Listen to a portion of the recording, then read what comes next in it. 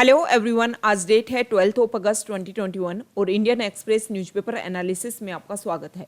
इस वीडियो में हम इंडियन एक्सप्रेस की इंपॉर्टेंट न्यूज़ को एग्जाम के पॉइंट ऑफ व्यू से डिस्कस करेंगे। फर्स्ट न्यूज CII मीट को लेकर के हमारे जो PM हैं उन्होंने CII मीट में पार्टिसिपेशन किया और उन्होंने ये बोला कि जो रिट्रोस्पेक्टिव टैक्स जो एक मेजर हर्डल बनकर के सामने आ रहा था इंडिया में इन्वेस्टमेंट को लेकर के, उस रिट्रोस्पेक्टिव टैक्स को हमने खत्म करने की कोशिश की है। What is retrospective tax? कोई ऐसा टैक्स जिसको आप बैक डेट में जाकर भी आप इम्प्लीमेंट कर सकते हो। मान लो आज ये लॉ पास होता है कि हमें टैक्स कलेक्ट करना है जो हमारी मेजर इंडस्ट्री है उनसे। अब कहाँ से कलेक्ट करोगे? तो उसमें अगर आप ये डिसाइड कर दो कि ये जो टैक्स जो ये कानून आज बना है इसको पिछले 5 साल से इम्प्लीमेंट करना है, मतलब पिछले 5 साल में जो इंडस्ट्री को जो भी प्रॉफिट हुआ उसमें से ये टैक्स को कलेक्शन करना है, तो बैक डेट में जाकर के जो लॉ लगता है, जो टैक्स लगता है वो होता है रेट्रोस्पेक्टिव टैक्स। अब ये टैक्स लगाने से क्या प्रॉब्लम हो रही थी? इंडिया में जो इन्वेस्टमेंट है ना वो आना कम हो गया था। लोगों को लगता था कि इंडिया जो है वो कभी भी बैक डेट में जाकर के टैक्स लगा सकती है, जिसकी वजह से जो इन्वेस्टमेंट हम करेंगे, जो प्रॉफिट हमें होगा उसमें हमें बाद में लॉस भी हो सकता है। हमारे PM ने बोला कि जो हमने रेट्रोस्पेक्टिव टैक्स को खत्म करने का मूल किया है, इससे जो ट्रस्ट कम हो रहा था जो मेजर इन्वेस्टर्स हैं उनके बीच में और गवर्नमेंट के बीच में, जो ट्रस्ट कम हो रहा था वो दोबारा से उस ट्रस्ट को बिल्डअप करने की कोशिश कर रहे हैं हम। और जो भी मिस्टेक्स हमने पास्ट में हुई उनको हम फिक्स करने की कोशिश कर रहे हैं ताकि इन्वेस्टर्स बहुत ज़्यादा वर्दी अपने इंडिया के ऊपर रिलाई करके इंडिया में इन्वेस्टमेंट करें। क्योंकि देखो, इन्वेस्टमेंट होगा तभी हमारी जो इकोनॉमिक ग्रोथ है वो बहुत आगे जाएगी। जो हम डेवलपमेंट चाहते हैं इंडिया में वो उसी तरीके से हो पाएगा। जो हमारी पॉपुलेशन है उसके लिए जॉब क्रिएट हो पाएंगी। बहुत सारा इन्वेस्टमेंट जब आएगा, पैसा जब आएगा, तो इंडिया जो अपने बेसिक प्रॉब्लम्स हैं उनको भी अच्छे से सॉल्व कर पाएगा। तो ये है रेट्रोस्पेक्टिव टैक्स को लेकर के। दूसरा, कल कमेंट बॉक्स में एक क्वेश्चन पूछा गया था कि what is floor price? What is floor price? अगर सिंपल लैंग्वेज में आप इसको समझो तो फ्लोर का मतलब होता है, आप अपने घर से इसको समझिए कि फ्लोर का मतलब होता है आपके घर का जो सबसे नीचे वाला पार्ट है वो होता है फ्लोर। तो एक ऐसा प्राइस जो मिनिमम हो। ओके, एग्जाम्पल के थ्रू समझते हैं। मान लो किसी कमोडिटी को, किसी भी सर्विसेज को जो सेलर हैं वो बेचना चाहते हैं उसको 1000 रुपये में। ओके, और जो बायर हैं वो उसको खरीदना चाहते हैं 500 रुपये में। तो दोनों के बीच में देखो सिमिलरिटी नहीं है, इस तरीके से तो वो जो सर्विसेज है वो कभी बिक ही नहीं पाएंगी। अब जो बायर हैं वो बोलते हैं कि हम थोड़ा सा हमारे प्राइस को बढ़ाते हैं, और जो सेलर हैं वो बोलते हैं कि थोड़ा सा हम हमारे प्राइस को कम करते हैं। क्योंकि दोनों में जब तक इक्विलिब्रियम नहीं आएगा तब तक तो जो भी चीज़ें हैं वो बिक ही नहीं पाएंगी। अब दोनों मान लो डिसाइड होते हैं कि 750 रुपये दोनों डिसाइड करते हैं। ये होता है इक्विलिब्रियम प्राइस, मतलब दोनों के बीच में मीडिएशन के थ्रू जो प्राइस निकला। अब गवर्नमेंट इस चीज़ के बारे में डिस्कस करती है और गवर्नमेंट बोलती है कि ये तो देखो उस सर्विसेज के लिए, उस कमोडिटी के लिए कम पैसा दिया जा रहा है। अब गवर्नमेंट बोलती है कि नहीं 750 नहीं, जो 850 रुपये इसके लिए फिक्स किया जाए, और ये जो प्राइस हुआ ये होता है फ्लोर प्राइस। हमेशा ध्यान में रखना है कि जो फ्लोर प्राइस है वो इक्विलिब्रियम जो प्राइस है उससे ज़्यादा होता है। ओके, तो ये कल क्वेश्चन पूछा गया था, उसके बारे में ये बेसिक डिस्कशन है। नेक्स्ट न्यूज है हमारा जो हिमाचल प्रदेश वाला रीजन है। आपको भी पता है कि जो हिमाचल प्रदेश है वो किस में आता है? हिमालयन रीजन में आता है। उस एरिया में आपने अभी अभी बहुत सारे इंसिडेंट देखने को मिले होंगे। वहाँ पर लैंडस्लाइड हो गया है जिसकी वजह से 60% जो हैं वो इसमें ट्रैप हो गए। बहुत बस जो हैं वो इसके जो डेब्रीज नीचे गिरे उसके अंदर ट्रैप हो गई, बरीड हो गई, और 10 लोगों की मौत हो गई। हालांकि अभी और लोगों का पता चलना बाकी है। देखो, ये मेजर प्रॉब्लम है। इस तरीके का हमारा जो हिमालयन रीजन है ना वो प्रेजेंट टाइम में काफ़ी एक्टिव हो गया है, क्योंकि वहाँ पर जो कंस्ट्रक्शन बहुत ज़्यादा होने लग गए हैं, और कंस्ट्रक्शन होने की वजह से ये जो इश्यूज हैं, ये जो प्रॉब्लम्स हैं वो बहुत ज़्यादा देखने को मिल गए हैं। तो उसकी फ्रेजिलिटी को कम करने के लिए हमें क्या करना चाहिए कि हिमालयन रीजन में जो भी कंस्ट्रक्शन हो वो वहाँ के, मतलब वहाँ का जो बेसिक स्ट्रक्चर है उसके अकॉर्डिंग ही वहाँ पर सब कुछ निर्माण होना चाहिए। ऐसा नहीं है कि हम ग्रोथ और डेवलपमेंट के लिए जो हमारा नेचुरल चीज़ें हैं, नेचुरल बायोडाइवर्सिटी हैं, उन सबको ख़त्म कर दें और सिर्फ फिर मीटिंग होती रहें कि इनको कैसे प्रिजर्व किया जाए, फिर हिमालयन रीजन को कैसे प्रिजर्व किया जाए। जब हम उस चीज़ को अगर हम वायलेट करते हैं, उसी समय अगर हम एनवायरनमेंट से रिलेटेड हर गाइडलाइंस को टाइम के साथ में प्रॉपर फॉलो करें तो ये प्रॉब्लम आने वाले समय के साथ में फेस ही नहीं करनी पड़ेगी। जैसे प्रेजेंट टाइम में आईपीसीसी ने जो अपनी रिपोर्ट दी, 6th असेसमेंट रिपोर्ट, उसमें ये बोला कि समय के साथ में जो टेम्परेचर बढ़ने की हम बात कर रहे हैं, पेरिस क्लाइमेट एग्रीमेंट में हमने बात की कि टेम्परेचर हम बढ़ने ही नहीं देंगे 1.5 डिग्री सेल्सियस से ज़्यादा हमारी अर्थ का, लेकिन इस रिपोर्ट में सामने आया कि 1.1 डिग्री सेल्सियस तो हमारा बढ़ चुका है और अगले एक दशक में हम 1.5 डिग्री सेल्सियस तक भी पहुंच जाएंगे। तो सिर्फ टारगेट बनाना, उनको अचीव करना ज़्यादा इंपॉर्टेंट हो जाता है। तो इसीलिए जो भी नेचुरल जगह हैं, जो भी नेचुरल वेजिटेशन है, जो भी नेचुरल बायोडाइवर्सिटी है, उन सबको प्रिजर्व करने के लिए एनवायरनमेंट की जो गाइडलाइंस हैं वो हमें फॉलो करनी पड़ेंगी। उसके अलावा एनवायरनमेंट इम्पैक्ट असेसमेंट, जब भी कहीं कंस्ट्रक्शन हो तो उससे पहले एनवायरनमेंट इम्पैक्ट असेसमेंट उस एरिया का होना चाहिए कि इससे क्या रिजल्ट निकल करके आएगा। नेक्स्ट न्यूज देखो, एक बुक आई है, इसमें इंडिया और पाकिस्तान के बीच में जो इंडिया और पाकिस्तान के बीच में जो इंटेलिजेंस रिलेशन रहे हैं उनके बारे में बताया गया है, बहुत सारे इंसिडेंट के बारे में बताया गया है। ये दो हैं वो इनके ऑथर हैं और इस बुक का नाम है स्पाई स्टोरीज। तो अगर आप इंटेलिजेंस में इंटरेस्ट रखते हो तो आपके लिए इम्पोर्टेंट बुक है, आप इसको स्टडी कर सकते हो। ओके, वैसे तो देखो इस तरीके की जब बुक आती है ना तो उनके बारे में फ्यूचर में कोई ना कोई मूवी उनके ऊपर बनती है और मूवी में आप इनको समझ सकते हो, लेकिन प्रेजेंट टाइम में अगर आपको अपनी अवेयरनेस क्रिएट करनी है तो आप इन सबको स्टडी कर सकते हो। नेक्स्ट न्यूज यहाँ देखिए, देखो ये जो एरिया है ना, ये जो बात चल रही है, ये जो न्यूज़ है वो रिलेटेड है अरावली रीजन से। अरावली रीजन के बारे में आपको पता होगा कि जो अरावली माउंटेन रेंज है वो पूरी वर्ल्ड में ओल्डेस्ट माउंटेन रेंज में आता है।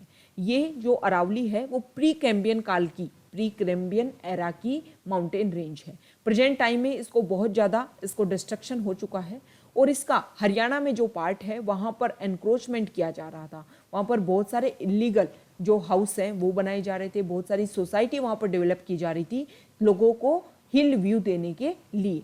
तो इसको लेकर के कि फरीदाबाद जो फॉरेस्ट लैंड है उसमें जो भी इंक्रोचमेंट हुआ उसको क्लियर करने के लिए नोटिस दिया गया है। ओके, कि यहाँ पर जो भी अब तक कंस्ट्रक्शन किया गया है उसको ख़त्म किया जाए, क्योंकि वैसे ही देखो अरावली वाला रीजन तो काफ़ी डिस्ट्रक्ट हो चुका है और इस तरीके से आप डिस्ट्रक्ट करोगे तो अरावली, हमें पता है कि हमारे इंडिया में जो मॉनसून को इफेक्ट करने में काफ़ी इंपॉर्टेंट रोल प्ले करती है।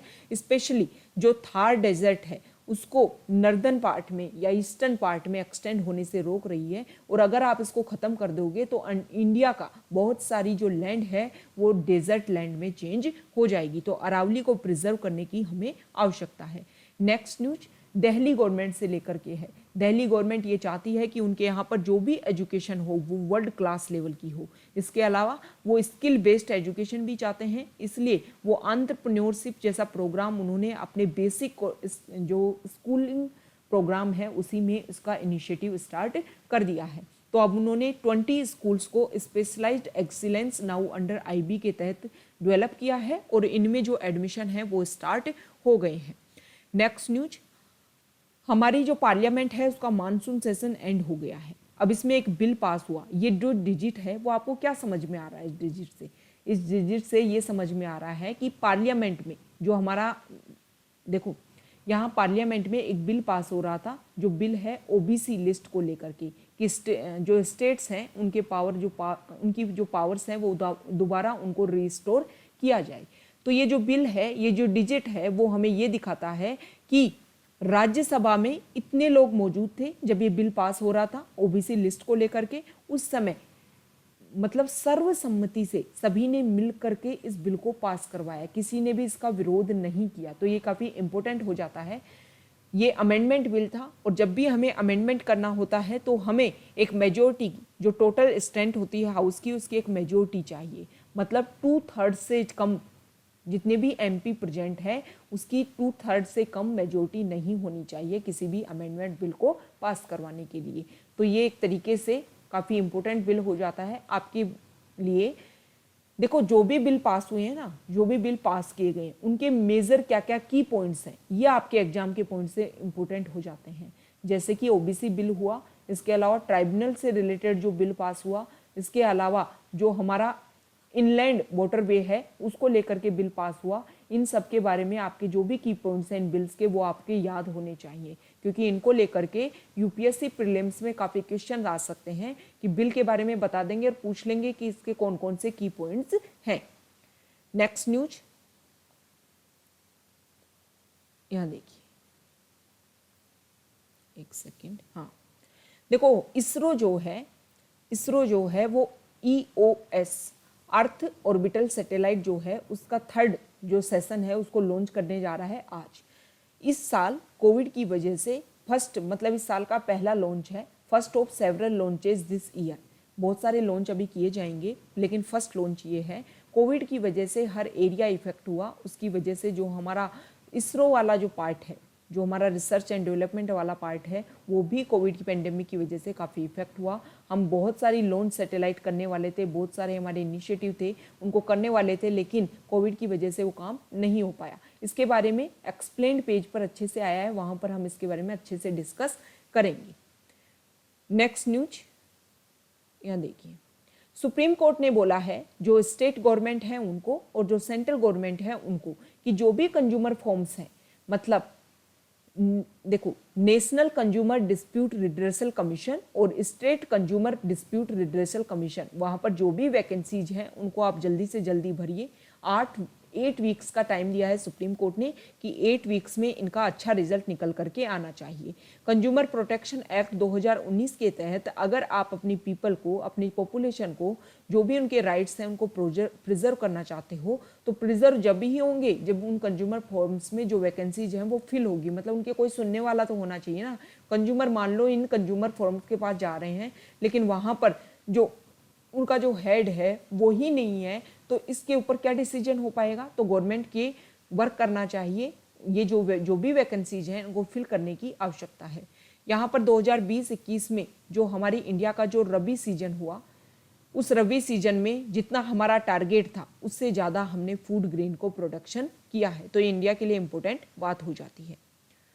नेक्स्ट न्यूज देखो, गोवा में एक स्टडी हुई और ये जो स्टडी है वो CSIR National Institute of Oceanography and Delhi based research and advocacy organization Toxic Links के बीच में, मतलब इन्होंने मिलकर के ये स्टडी की और स्टडी में ये पाया कि गोवा में जो टैप वाटर है, मतलब घर में जो नल के थ्रू जो पानी आ रहा है उसमें माइक्रोप्लास्टिक के जो अवशेष हैं वो पाए गए हैं। अब जो माइक्रोप्लास्टिक हैं वो हेल्थ की वजह से, अगर हेल्थ के पर्सपेक्टिव से आप उसको देखोगे तो काफ़ी इंपॉर्टेंट रोल प्ले करते हैं, आपकी हेल्थ को काफ़ी नुकसान पहुंचाते हैं। अब देखो, क्लीन वाटर में जब ट्रीट किया गया तब भी उसमें ट्रीट से पहले प्री ट्रीटमेंट वाटर में भी अवेलेबल थे ये और पोस्ट ट्रीटमेंट वाटर में भी अवेलेबल थे। तो ये तो मेजर इशू है कि ट्रीटमेंट के बाद में भी अगर जो ड्रिंकिंग वाटर है उसमें माइक्रोप्लास्टिक की अवेलेबिलिटी है तो हेल्थ के लिए काफ़ी मेजर इशू क्रिएट हो जाता है। माइक्रोप्लास्टिक क्या होते हैं, ये साइज में बहुत छोटे होते हैं, 5 मिलीमीटर से भी छोटे, मतलब इतने छोटे कि इनको जो नेक्ड आइज हैं उनसे तो देखना भी मुश्किल हो जाता है। नेक्स्ट न्यूज देखो, एडिटोरियल जो पेज है उसको हम हिंदू और इंडियन एक्सप्रेस के जो भी इंपॉर्टेंट एडिटोरियल हैं उनको कंबाइंड रूप से हम डिस्कस करेंगे। Okay, next news explain page से हम देख लेते हैं। उससे पहले वर्ल्ड पेज है उसके बारे में देख लेते हैं कि तालिबान ने अफगानिस्तान का जो 2/3 पार्ट है उसको अपने अंडर ले लिया है। तालिबान अपनी जो पावर है उसको दोबारा से गेन करने की कोशिश कर रहा है और ये गलत है। देखो, टेररिज्म अगर बढ़ावा इस तरीके से देगा, पूरे वर्ल्ड के किसी एक पार्ट में इस तरीके से टेररिज्म बढ़ रहा है और इलीगल तरीके से वो सारी पावर को अपने अंडर ले रहा है, डेमोक्रेसी को ख़त्म करने की कोशिश कर रहा है, तो ये जो चीज़ है वो ना सिर्फ उस एरिया को इफेक्ट करेगी बल्कि पूरे ग्लोबल लेवल पर हम बात करें तो अदर वर्ड्स को भी, अदर जो एरियाज़ हैं उनको भी इफेक्ट करेगी।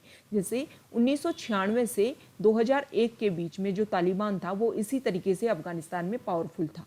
उससे पहले यूएसए सपोर्ट करता है, पाकिस्तान सपोर्ट करता है। जब यूएसएसआर तालिबान को ख़त्म करने की कोशिश कर रहा था तब यूएसए और पाकिस्तान ने सपोर्ट किया। तब यूएसएसआर के हेड ने बोला था कि जिस समय आप सपोर्ट कर रहे हो ना, ये चीज़ें आपको ही एक दिन इफेक्ट करेंगी। और 2001 में यूएसए के ऊपर अटैक होता है और उसके बाद में जो यूएसए है वो अफगानिस्तान में आता है तालिबान को ख़त्म करने के लिए। तो ये जो चीज़ें हैं ना, जो तालिबान, टेररिज्म, इंसर्जेंसी, जो सेपरेटिज्म है, ये सारी चीज़ें ऐसा नहीं है कि सिर्फ उस रीजनल एरिया को इफेक्ट करती हैं, ये धीरे धीरे इंक्रीज होती हैं और कंप्लीट जो वर्ल्ड लेवल है, ग्लोबल लेवल है, उसको बाद में इफेक्ट करने लग जाती हैं। Okay, next news, United nation security council की जो प्रेसिडेंटशिप है वो इस समय इंडिया के पास है और हमारे पीएम ने पहली बार मैरीटाइम सिक्योरिटी को लेकर के ओपन डिबेट की। ओपन डिबेट में डिस्कस किया गया कि मैरीटाइम जो भी ओशंस हैं उनको किस तरीके से हम प्रिजर्व करें ताकि वो सबके लिए ओपन रह सके, सबके लिए फ्री एंड फेयर तरीके से उसका यूज किया जा सके।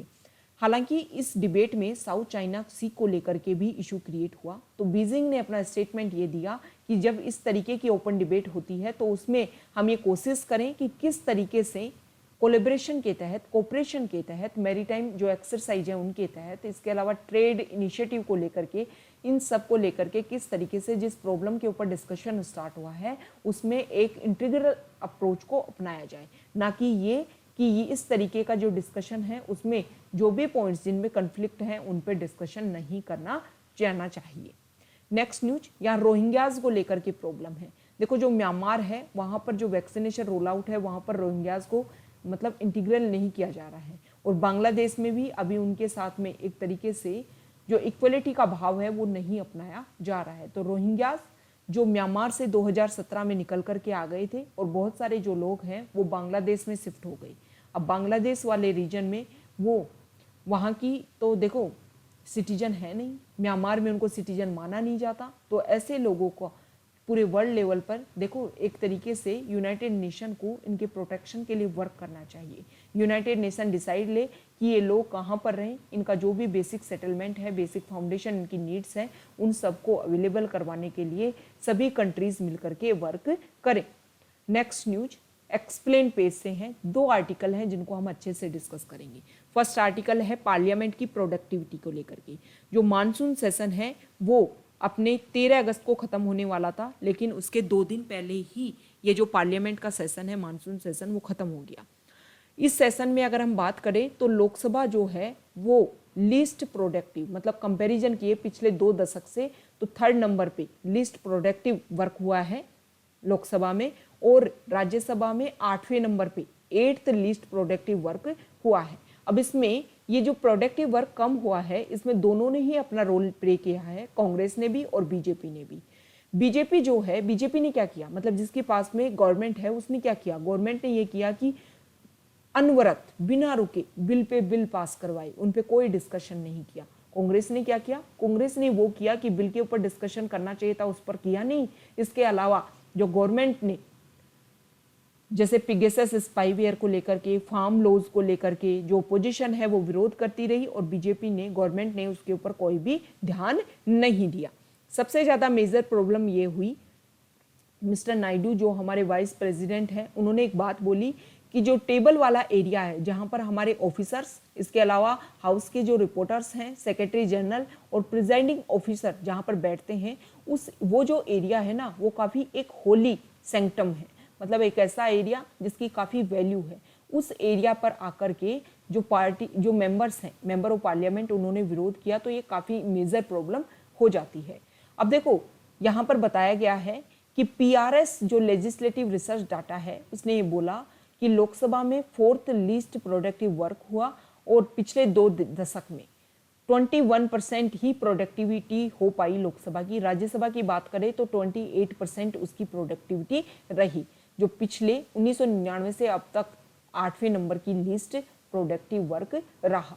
अब सबसे ज़्यादा जो मोस्ट डिस्टर्बड सेशन है उसके बारे में यहाँ बताया गया है कि 1999 से अब तक कौन कौन से जो टाइम है सबसे ज़्यादा डिस्कशन नहीं हो पाया, जो सेशन जिस काम के लिए इकट्ठे होते हैं उस काम में वर्क नहीं हो पाया। तो 1999 के समय की बात है। PRS लेजिस्लेटिव रिसर्च के अकॉर्डिंग जो सबसे बुरा सेशन रहा वो 2010 का जो विंटर सेशन था, उसमें बीजेपी उस समय अपोजिशन में थी और बीजेपी ने मांग की कि एक जॉइंट पार्लियामेंट्री कमेटी बनाई जाए ताकि जो 2G spectrum licence allocation programme हुआ था उसकी जांच करवाई जाए। कैग की रिपोर्ट के अकॉर्डिंग वो इस तरीके की मांग कर रहे थे। उस समय जो प्रोडक्टिविटी थी ना राज्यसभा की वो 2% से भी कम रही और लोकसभा की प्रोडक्टिविटी 6% के लगभग रही। इसके अलावा बहुत सारे सेशन ऐसे रहे, जैसे 2016 का जो सेशन रहा उसमें भी प्रोडक्टिविटी कम रही, क्योंकि डीमोनेटाइजेशन गवर्नमेंट के द्वारा किया गया था, उसी के ऊपर सवाल उठाए गए। अब जो प्रोडक्टिविटी कम रहती है, जब विरोध किया जाता है तो कौन कौन से तरीके से विरोध किया जाता है, ठीक है। तो यहाँ पर तरीके बता रखे हैं कि किस तरीके से वो वॉकआउट कर जाते हैं, या फिर जो भी बिल है उसका विरोध करते हैं, उसमें जो भी अगर वोटिंग की बात हो तो वोट नहीं करते हैं, ये सारे तरीके हैं। अब इस समय क्या अलग हुआ, इस समय अलग ये हुआ, प्रेजेंट टाइम में जो मॉनसून सेशन हुआ उसमें प्रोडक्टिविटी जो है, देखो बिल तो खूब पास हुए, लेकिन जो बिल है उनके ऊपर डिस्कशन नहीं हुआ। अब डिस्कशन कैसे नहीं हुआ, गवर्नमेंट ने कोशिश की कि लेजिस्लेशन मतलब लॉ बनाने की बहुत ज़्यादा कोशिश की है। पीआरएस का डाटा ये बोलता है कि लोकसभा ने एक एवरेज बिल को पास करवाने के लिए सिर्फ 34 मिनट लिए, इसके अलावा राज्यसभा ने 46 मिनट लिए, और कुछ बिल ऐसे हैं जिनमें तो बहुत ही कम टाइम लगा, जैसे कि लिमिटेड लाइबिलिटी पार्टनरशिप जो बिल है उसमें सिर्फ 5 मिनट टाइम लगा। हालांकि जो ओबीसी बिल है उसको थोड़ा सा डिस्कस किया गया दोनों ही हाउसेज के द्वारा। अब ये चीज़ें क्या दिखाती हैं, ये चीज़ें हमें ये दिखाती हैं कि देखो कंपैरिजन अगर किया जाए लोकसभा का होल एरिया से, तो कम से कम जो 2 hours and 23 minutes average discussion एक बिल के ऊपर किया जाता है, और राज्यसभा में 2 आवर एवरेज किया जाता है एक बिल के ऊपर। लेकिन प्रेजेंट टाइम में जो लोकसभा है वो 21 आवर्स के लिए और 14 मिनट्स के लिए ही बैठी, जो उसका टोटल टारगेट था वो 96 आवर्स था। मतलब 74 जो आवर्स हैं वो उन्होंने खो दिए किसी बिल को इंट्रोड्यूस करने में, किसी बिल को पास करवाने में। सबसे ज़्यादा इंपॉर्टेंट जो बिल रहे वो रहे कॉन्स्टिट्यूशनल का 127 अमेंडमेंट बिल, जिसने ओबीसी लिस्ट की पावर दी है स्टेट्स को। इसके अलावा insolvency and bankruptcy code amendment bill 2021, general insurance business amendment bill. इस बिल में क्या किया गया है कि गवर्नमेंट जो अपना है वो अपना स्टेक्स बेच सकती है और प्राइवेटाइजेशन को बढ़ावा दिया जा सकता है। राज्यसभा की अगर हम बात करें तो राज्यसभा की सिटिंग हुई सिर्फ 28 आवर्स के लिए, जबकि उसका शेड्यूल था 97 आवर्स के लिए। जो ज़्यादातर जो टाइम है वो ख़त्म हुआ बिल पास करवाने के लिए, बिल को इंट्रोड्यूस करने के लिए। 19 बिल इसमें पास हुए, 4 बिल को इसमें इंट्रोड्यूस किया गया, और जो डिस्ट्रप्शन हुआ अपोजिशन की वजह से। तो देखो इससे क्या पता चलता है, इससे ये पता चलता है GS2 के पर्सपेक्टिव से आप ये जो आर्टिकल है वो इम्पोर्टेंट हो जाता है। डायरेक्ट पूछ लेंगे कि समय के साथ में जैसे जैसे टाइम इंक्रीज होता जा रहा है, हमारी जो पार्लियामेंट को बने हुए जैसे जैसे टाइम इंक्रीज होता जा रहा है, पार्लियामेंट की जो प्रोडक्टिविटी है वो खत्म होती जा रही है, धीरे धीरे कम होती जा रही है। इससे क्या लगता है कि क्या जिस ऑब्जेक्टिव के लिए हमने पार्लियामेंट को बनाया था, क्या उस ऑब्जेक्टिव को अचीव करने में पार्लियामेंट को परेशानी हो रही है, क्या उस ऑब्जेक्टिव को अचीव नहीं कर पा रहा है पार्लियामेंट। तो इस तरीके का यूपीएससी के मेंस में GS2 में ये क्वेश्चन पूछा जा सकता है। तो ये जो पॉइंट्स है ना, ये जो डाटा है इंपॉर्टेंट, वो आप याद रख सकते हो, इनका यूज कर सकते हो। सेकेंड न्यूज है EOS O3 को लेकर के। आज हमारा इंडिया का जो इसरो है वो इसको लॉन्च करने वाला है। कोविड का हर एरिया पर इफेक्ट हुआ और इंडिया का जो स्पेस प्रोग्राम है वो भी इससे सफल हुआ। ओके, देखो इसरो ने कोशिश किया कि उसके जो लास्ट 2 लॉन्चेस थे ना, वो लास्ट नवंबर में था अर्थ ऑब्जर्वेशन सैटेलाइट EOS-01, और दूसरा जो था वो इस साल के फरवरी में था, जब 18 स्मॉल सैटेलाइट्स को हमने लॉन्च किया। लेकिन ज़्यादातर जो इसमें सैटेलाइट थी उसको हमने जिनको स्पेस में लॉन्च किया ना, वो अदर कंट्रीज़ की थी। मतलब इंडिया के लिए जो इंडिविजुअल लॉन्च है वो पहला, इस साल का पहला लॉन्च ये बोल सकते हो आप। ओके, अब देखो ये जो न्यू लॉन्च है EOS अर्थ ऑब्जर्वेशन सैटेलाइट, इसमें जिस काम के लिए जो अर्थ ऑब्जर्वेशन सैटेलाइट भेजी जा रही है उसी काम के अकॉर्डिंग उसका नाम रखा जा रहा है। जैसे कि इंडिया ने जो हमारा इसरो है, अगर लैंड टोपोग्राफी और मैपिंग के लिए जो सैटेलाइट भेजी जाएगी उसका नाम है कार्टोसैट। इसके अलावा सी एरिया को कवर करने के लिए Oceansat series, INSAT series, Resourcesat series, GI sat series, और ठीक है, और कुछ और भी एरिया, कुछ और भी सैटेलाइट जिनको उनके काम के अकॉर्डिंग, मतलब जिस जॉब के लिए उनको भेजा जाएगा उसी जॉब के अकॉर्डिंग उनका नाम होगा। जो फ्यूचर की जो सैटेलाइट्स है ना, उनके सारों के नाम इसी तरीके से होंगे। जो हमारा इसरो है वो कोशिश कर रहा है कि हर अर्थ ऑब्जर्वेशन सैटेलाइट के साथ में कुछ नई चीज़ें की जाएं, जैसे कि इसरो ने क्या किया, जब EOS-01 को लॉन्च किया उस समय हमने PSLV का एक नया वेरिएंट को एक नए वेरिएंट के तहत हमने अर्थ ऑब्जर्वेशन सैटेलाइट को लॉन्च किया था। अब इसमें क्या होता है कि जब अर्थ जो सैटेलाइट है वो अपने ऑर्बिट में पहुंच जाती है तो रॉकेट का जो भी पार्ट है जो गलत तरीके से मतलब जो पार्ट बच जाता है उसका कोई यूज नहीं रहता। लेकिन इसरो ने ये ट्राई किया कि उस पार्ट को भी यूज किया जाए कि फ्यूचर में स्पेस में अगर कोई एक्सपेरिमेंट हमें करना है, कोई परफॉर्म करना है तो उस इंस्ट्रूमेंट को हम यूज कर सकें। अब जो दूसरी सैटेलाइट है प्रेजेंट टाइम में हम क्या करेंगे, GSLV F10 को यूज कर रहे हैं। ये न्यूली डिजाइंड पेलोड्स है जिसमें इस तरीके से इसको डिजाइन किया गया है कि कम से कम मतलब ज़्यादा हायर पेलोड्स को ले जाया जा सके कम फ्यूल के खर्चे के ऊपर। EOS-03 की अगर हम बात करें तो देखो